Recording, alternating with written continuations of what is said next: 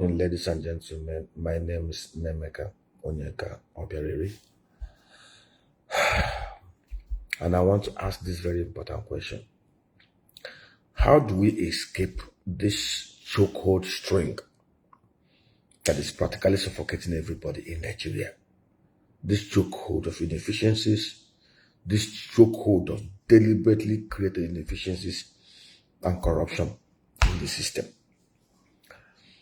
I have done several exposes and several skits and several video clips on why we need to entrench efficiency, excellence, and meritocracy in our system if we desire honestly to boost productivity, reduce poverty in Nigeria, and improve the human development indicators in this country.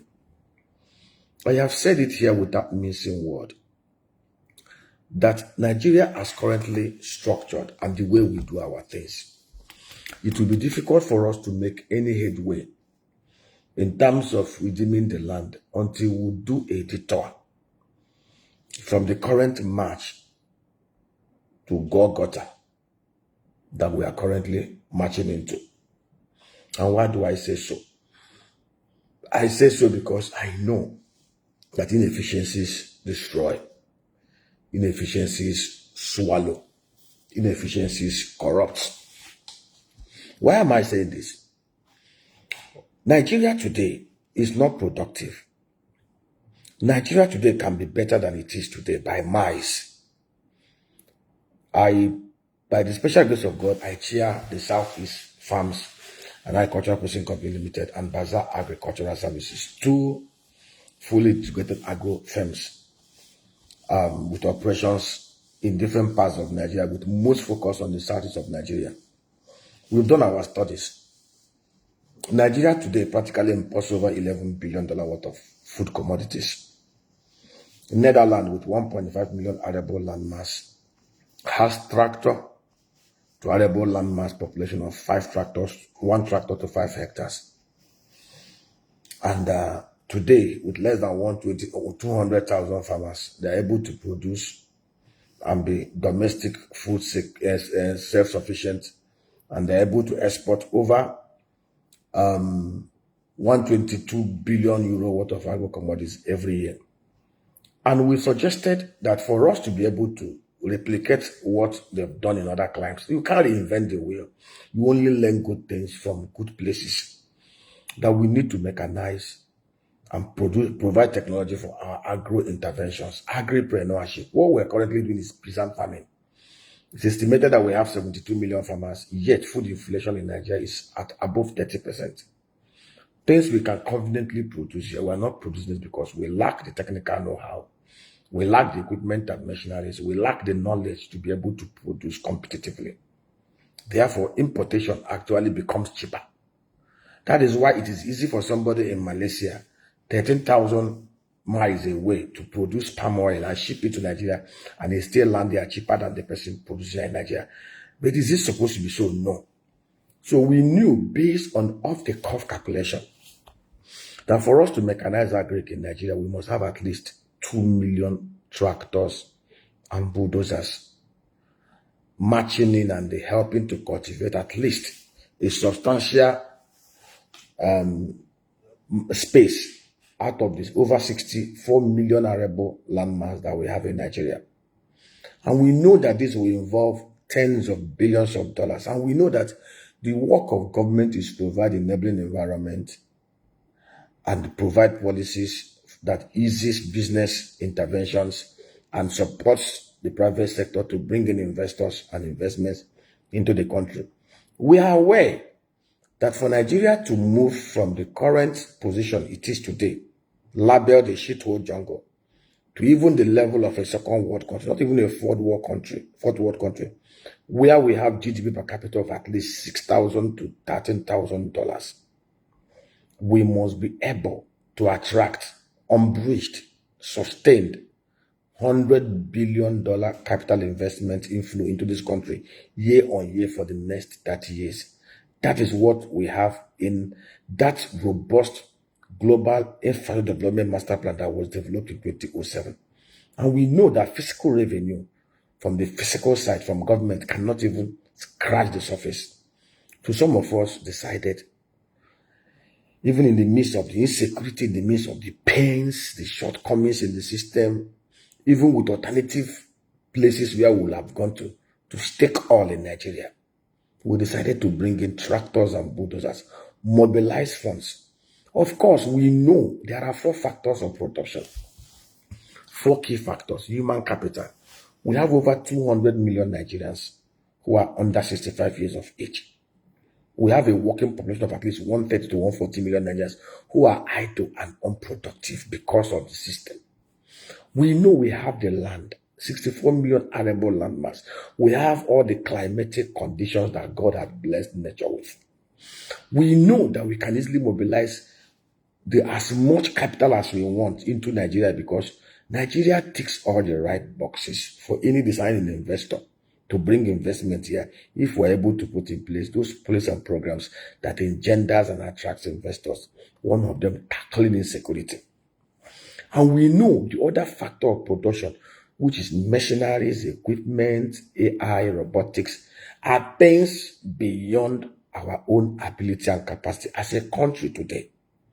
To bring 2 million tractors, we can't even produce even 10 in Nigeria. Most of the tractor producing and assembly companies like the Sia Motors and all the rest of them in Nigeria have closed shop. We know that we need at least 300 to 500 to 700,000 trucks, buses, and articulated vehicles to enhance logistics in Nigeria. If you put the production capacity of NOS in North and all the other car assembly plants in Nigeria, it's not more than 14,000 full capacity production per annum. Therefore, the rest of the 500,000 to 600,000 trucks and all those stuff that we will need to enhance logistics and reduce the cost of production will come through importation. And we know that this particular factor of production is very key. And we know that the only way you can enhance production is to synergize and bring together these 4 factors of production, competitively priced, to be able to enhance productivity, reduce inflation, remove poverty, and increase create inclusive wealth for us. This is simple, basic Eco 101. And what are those policies? The policies that we have a policy in Nigeria that allows import custom tariff duty-free waivers for those bringing in this heavy equipment that cost a lot into Nigeria to help us catalyze productivity. But do you know the problem? The policies are so unwieldy, the programs are so convoluted, that it creates room for corruption and inefficiencies in the public sector. Let us not deceive ourselves. We know that 99% of operators in the public sector are corrupt, because we know that the minimum wage and what most public servants collect every month cannot even take them home for 3 days. So most of them leverage on their position to corruptly enrich themselves. So whenever you create avenues for them to extort, they will do it. And what are those avenues? So for me to get import duty waiver, I will write to the Federal Ministry of Agriculture. The Federal Ministry of Agriculture, they will tell me, oh, they want to buy flight tickets to go and fly into the forest, to see the forest I want to clear, to see the land I want to cultivate. I will incur all those expenses. And of course, by the time it passes from table to table, of course, they want you to grease their palms. It's in their nature, it's in their DNA. Then from there, it will go to the Federal Ministry of Finance, the same rigmarole, before the Minister for Finance will sign, and then it will take months. And this country does not have the leisure of waste of time. We are in a very emergency situation that requires emergency actions. So I now ask this question: why do I need to pass through these human interfaces that breeds corruption and waste of money, when it will have been simply passed? All it needs to do is for Mr. President to revisit that executive order or that bill and amend it. You simply say, we are bringing investors. Rather than scouting around the world, we're running up and down looking for investors. Nigeria is actually a place where most investors we want to play in the agro-value chain when we provide security and enabling framework. And what are those enabling framework? Just amend the relevant laws. Simply tell investors, bring investment, bring money, bring tractors, bring bulldozers. Just Register, you create the portal, register the invoice in the portal. You don't even need to create it. Just bring your invoice. Bring the equipment. Once the equipment lands at the port, there are scanners. All that we need to do is for the custom or whoever is at the entry port to scan. If what you're bringing tallies with what is in your invoice, is tractor, is bulldozer, please go to the forest from Sambisa to Pambegwa to Hube to Uturu. Go clear, plant, process, sell in Nigeria to crash food prices and export to end Nigeria dollar. The earlier we learn to reduce human interface, let me tell you, the Americans are not less corrupt than Nigerians. The Britishers are not less corrupt than Nigerians. The Brazilians are not less corrupt. But what they practically, they try as much as possible to digitize their operation and reduce every form of human interface in what they do. Because they know that every human being is inherently selfish. And every human being who has no discipline, given the opportunity, will want to extort the system. And we know that 99% of the average Nigerian will extort the system without these checks and balances. So why will I have to pass all through these routes and through these gateways of corruption to get something that Nigeria needs? I can actually take the money and place the money in TBS. Why will I spend 1 billion naira importing tractors and bulldozers to come and even go and begin to till forest and the land with insecurity in Nigeria and all those stuff? It's out of passion and patriotism, out of desire to add my little quota, our little quota, to the development and growth of this country. As an investment bank, I know what to do with my money. I can actually take the 1 billion and put it in T-bills or any of the federal government instrument at 22%, 23%. Every year I will pick 230 million naira as my interest payment after paying tax and withholding, after tax and everything to the federal government of Nigeria. And I'll be flying around the world doing Dorime. We are risking our lives. We are risking our investments. We are risking our everything to see the much we can push to help salvage this land. Yet, those who are in power, those who are in authority, those who should make policies and programs, they know this. I have been on air, I have done this skit more than 100 times. Please share this one. Let it get to the Minister for Agric. Let it get to the Minister of Finance. Let it get to the presidency. It doesn't take anything to build Nigeria. Of course, most of us are quick to blame Mr. President, but each and every one of us, some of us, over 90% of them, if they are in position of power, they will do worse things. Because of what I've seen. Why do you need to visit Sambisa Forest to see the forest I want to clear?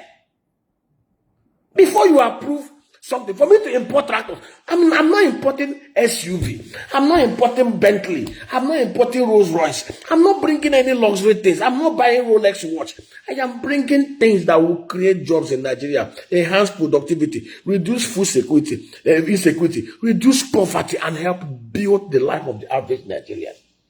Does this not? What is so difficult in this? What does it take to amend the laws and do an executive order, waiving all this nonsense?